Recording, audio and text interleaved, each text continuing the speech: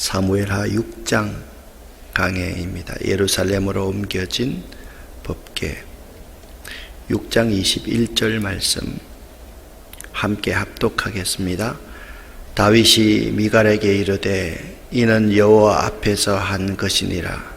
그가 내 아버지와 그의 온 집을 버리시고 나를 택하사 나를 여호와의 백성 이스라엘의 주권자로 삼으셨으니 내가 여호와 앞에서 뛰놀리라.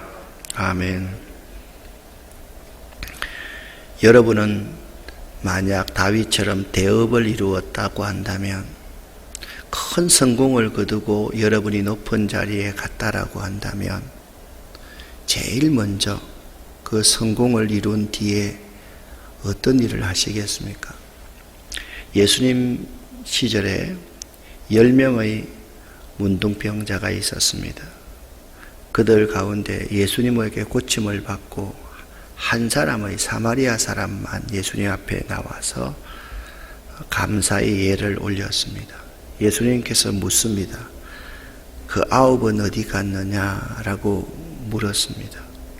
아마 그 9은 사랑하는 어머니 아버지에게 자기 모습을 보이고 싶었을 것입니다. 사랑하는 가족들에게 자기 모습을 보이고 싶었을 것입니다. 그런데 한 사람, 유대인들이 그토록 혐오하던 사마리아 사람 한 사람만이 예수님 앞에 나와서 감사의 예를 표했다. 다윗은 엄청난 고난을 겪었던 사람입니다. 골리앗과의 싸움으로부터 시작해서 그가 서 있는 곳에서 2번씩이나 사울왕의 그 예리한 창이 자기를 지나서 벽에 박히는 것을 경험했습니다. 3,000명의 군사를 이끌고 자기가 굴에 숨어 있을 때 정말 쥐새끼 한 마리, 파리새끼 한 마리도 빠져나가지 못할 그곳에서 건진받는 놀라운 역사도 경험했습니다. 원수의 나라 블레셋에 찾아가서 미친 채 하며 그 위기를 벗어난 적도 있었습니다. 어떻게 다윗 일생을 그렇게 묘사할 수가 있겠습니까? 날마다 죽음 일보 직전에 있는 삶이 다윗이었습니다. 심지어는 자기가 그렇게 사랑하던 부하들이 자기를 돌로 쳐서 죽이려고 합니다. 그 위기를 극복하고서 다윗이 온 이스라엘의 왕이 되었습니다. 아마 이때쯤 되면 나 같으면 그렇게 했을 것 같아요. 너무 힘들고 너무 수고했으니까 이제 좀 쉬어야 되겠다 라고 해서 피정을 갔을지도 모르겠습니다. 그렇지 않으면 내가 이제 온 이스라엘의 왕이 되었으니 이제 나라를 계획해야 되겠다. 그래서 개혁의 드라이브를 걸으실지도 모르겠습니다. 아니야. 이 백성들의 마음을 좀 돌봐야 되겠다. 백성들 속에 자명하면서 백성들의 어려움을 돌봤을지도 모르겠습니다. 그런데 다윗은 그렇게 하지 않았습니다. 온 이스라엘의 왕이 되자마자 다윗은 하나님의 임재의 상징인 법궤를 다윗성으로 옮겨오기로 결정을 합니다. 이 결정이 쉬운 결정 같지만 매우 어려운 결정입니다. 우리가 인생을 살면서 우리의 삶의 중심에 하나님을 모시고 산다는 것 쉬운 것 같은데 평상시에는 쉽습니다. 그러나 내가 제일 윗자리에 올라가고 내가 제일 높은 권력을 차지하고 나 앞에 무소불위의 힘이 있다고 할 때 그때 우리 삶의 중심에 법궤를 모신다는 것이 그렇게 쉽지 않은 일입니다. 다윗은 이런 믿음을 가지고 있습니다. 나를 여호와의 백성이 이스라엘의 주권자로 삼았으니, 그러니까 자기를 하나님께서 백성의 주권자로 삼아주셨고 하나님이 백성들의 마음을 움직여서 그들이 자기에게 기름 부었다라는 생각을 하고 있었던 것이죠. 법궤라는 것이 도대체 어떤 의미가 있는 것입니까? 하나님이 이스라엘 백성들을 애굽에서 출애굽시키고 나서 나와 언약을 맺자라고 하나님께서 말씀을 하십니다. 시내산에 도착했을 때 하나님께서 이스라엘과 언약을 맺습니다. 그리고 하나님이 이 율법의 말씀에 기초해서 이스라엘과 언약을 맺습니다. 그리고서 하나님이 또 한 가지의 명령을 하십니다. 너희는 나에게만 예배해야만 한다. 제사 드려야만 한다. 그래서 성막을 건축할 것을 명령을 하십니다. 근데 성막 건축은 하나님의 식양대로 해야만 했습니다. 하나님이 시키시고 지시하시는 대로만 해야만 했습니다. 성막을 만드는 역사가 공교한 기술을 가진 브살렛과 오홀리압 같은 사람들이 지도를 했지만 사실 성막은 하나님이 시키신 하나님의 방법대로 했습니다. 그 성막 안에 지성소가 있었습니다. 이 지성소, 그것이 하나님의 임재의 상징이었습니다. 이 지성소에 모셔둔 것이 여호와의 법궤입니다. 여호와의 법궤 안에는 십계명 돌비가 들어있고 아론의 쌍난 지팡이가 들어있고 또 이것이 무엇이냐? 만나가 들어있었습니다. 이스라엘 백성 가운데 임재하신 하나님의 상징, 그 하나님의 상징이 여호와의 법궤, 언약궤, 정극궤, 하나님의 궤라고 하는 이 오늘 법궤입니다. 다윗이 왕이 되자 법궤를 모시기 위해서 무리 3만 명을 다시 모았다, 그렇게 말씀하고 있습니다. 나라가 엄청 발전했다는 것을, 성장했다는 것을, 국력이 엄청 신장했습니다. 왜? 사울이 처음에 왕이 되었을 때 3,000명의 군사를 가지고 자기 아래 2,000명을 두고 자기 아들 요나단에게 1,000명을 주었던과 비교하면 엄청난 국력의 신장이 있었습니다. 다윗이 이렇게 말합니다. 하나님의 궤를 메어 오려 하니 그 궤는 어떤 곳이냐? 그룹들 사이에 자정하신 만군의 여호와의 이름으로 불리는 것이다. 그러니까 하나님의 궤를 이렇게 분명하게 정의해 놓고 있습니다. 만군의 여호와의 이름으로 불리는 것이다. 그러니까 여호와의 궤는 한마디로 말하면 하나님을 의미하는 것입니다. 자기의 삶, 자기의 성공 중심에, 자기의 왕이 된 중심에 하나님의 이름을 두시겠다, 하나님을 두겠다라고 말을 하고 있는 것입니다. 요즘은 한마디 옳은 말도 하지를 못합니다. 교회가 아니 코로나의 온상이 아닙니다. 그 한마디만 해도 난리가 나는 세상입니다. 제 어릴 때만 하더라도 저 애 교회 다닌다라고 하면 이미지가 착하다, 순수하다, 그 이미지가 교회 다닌다는 이미지였습니다. 지금 저 애 교회 다닌다라고 하면 야 같다, 이기주의자다, 자기밖에 모르는 사람이다, 광적인 사람이다, 그런 이미지로 사람들에게 불려지고 있습니다. 그런데 그런 것과 상관없이 이제 우리의 삶에서 신앙은 보수적으로, 행동은 진취적으로 해야 될 때가 왔다라고 생각합니다. 머리는 차갑고 가슴은 뜨거운 영성, 그리고 손과 발이 부지런히 현장으로 나아가는 영성이 필요한 때다라고 생각이 됩니다. 철저하게 하나님 앞에서 어떻게 살아갈 것인가. 오늘 사무엘하 6장을 한마디로 요약하라. 하나님 앞에서의 삶을 살았던 다윗. 다윗은 철저하게 하나님의 앞에서 살았습니다. 여러분 2절 말씀 중반절에 보십시오. 거기서 하나님의 궤를 메어 오려 하니 다윗이 알았습니다. 하나님의 법궤는 사람들이 어깨에 매는 것이다 라는 것을 다윗이 알았습니다. 그런데 3절 말씀을 보니까 이렇게 말합니다. 법궤를 옮기는 과정에서 새 수레에 싣고 산에 있는 아비나답의 집에서 나오고 우사가 그 법궤 이송의 책임을 맡았습니다.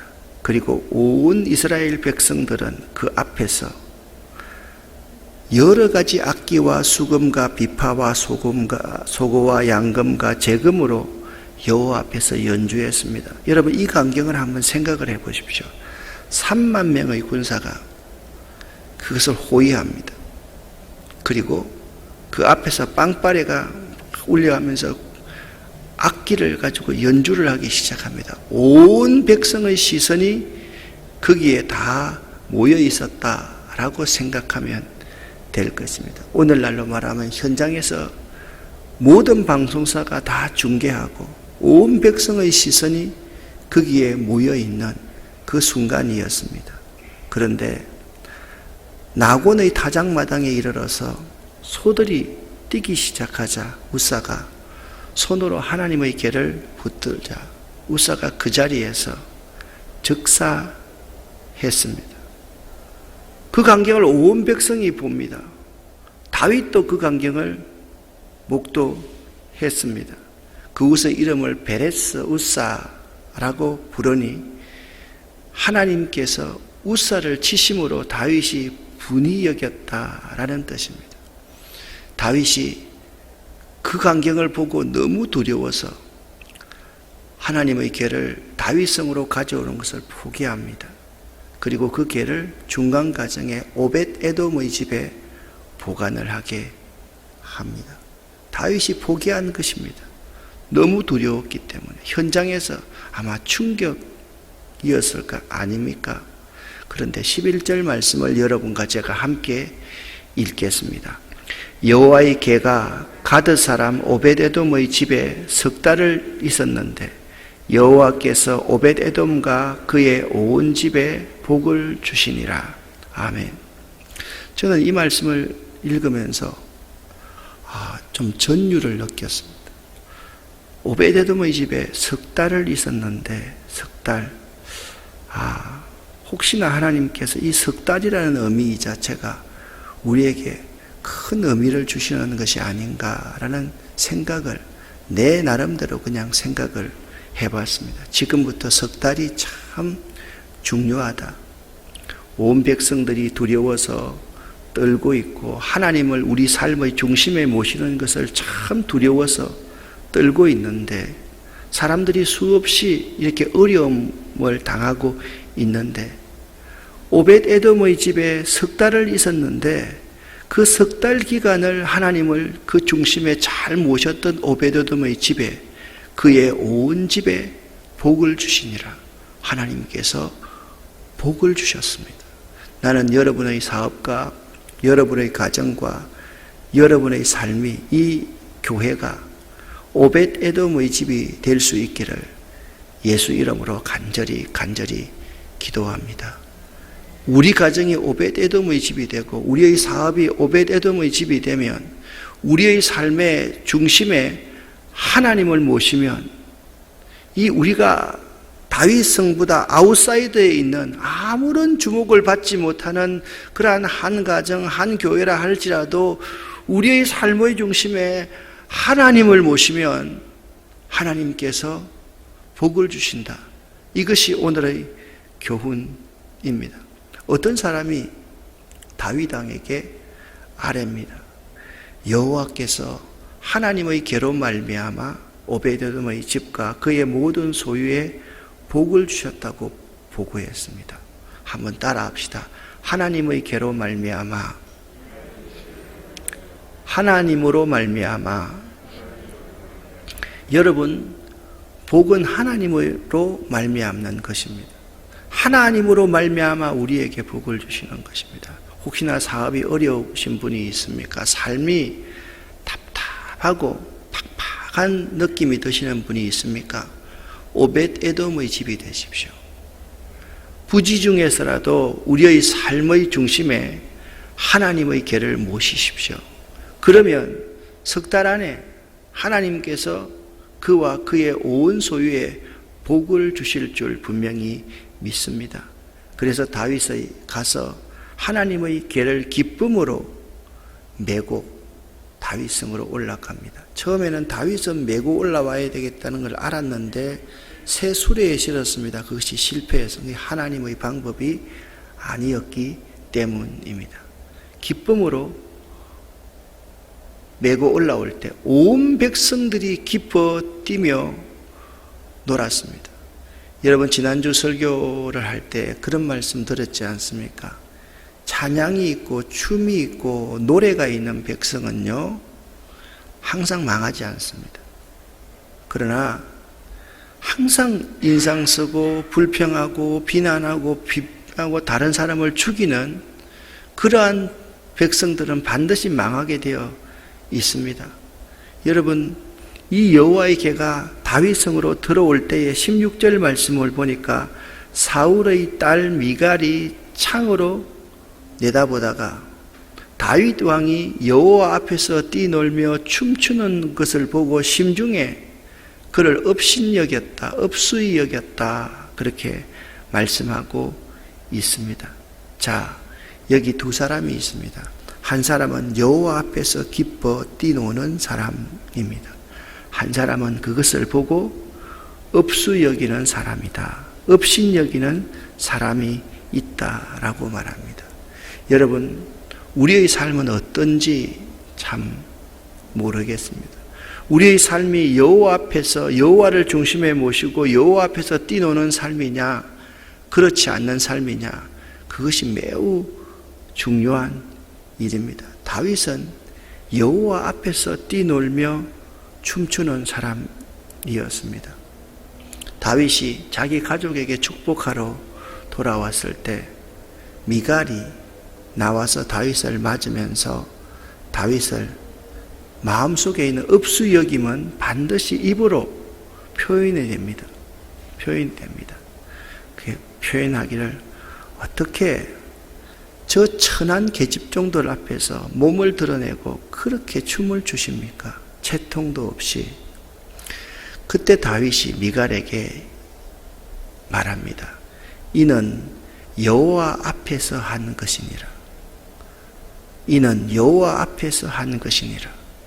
이는 여호와 앞에서 한 것이니라. 다윗의 삶은 여호와 앞에서의 삶이었습니다. 다윗이 법궤를 다윗성에 모시려고 했던 것도 여호와 중심으로 살겠다는 고백이고, 법궤가 들어왔을 때 기뻐 뛰어놀며 춤을 추었던 것도 여호와 앞에서 한 것이다 라고 말씀하셨습니다. 그리고서 다윗은 오늘 읽었던 본문으로 고백합니다. 나를 여호와의 백성이 이스라엘의 주권자로 삼으셨으니 내가 여호와 앞에서 뛰노는 왕이 되겠다라고 말했습니다. 여러분 얼마나 멋진 삶입니까? 우리가 잘 되고 형통케 되었을 때 우리가 조금 좀 등 따숩고 배부르게 되고 조금 아니까 입만 열면 목사님들이 하는 말, 교회가 하는 정책들, 거기에 대해서 자기 생각을 자꾸 내뱉게 됩니다. 저건 아닌데, 저건 이렇게 했으면 좋겠는데, 수없는 사람이 그렇게 말을 합니다. 여러분 가만히 한번 생각해 보십시오. 목사가 교회를 사사롭게 이끌어가는 사람이라고 한다면 그런 말 해도, 그런 말 들어도 쌉니다.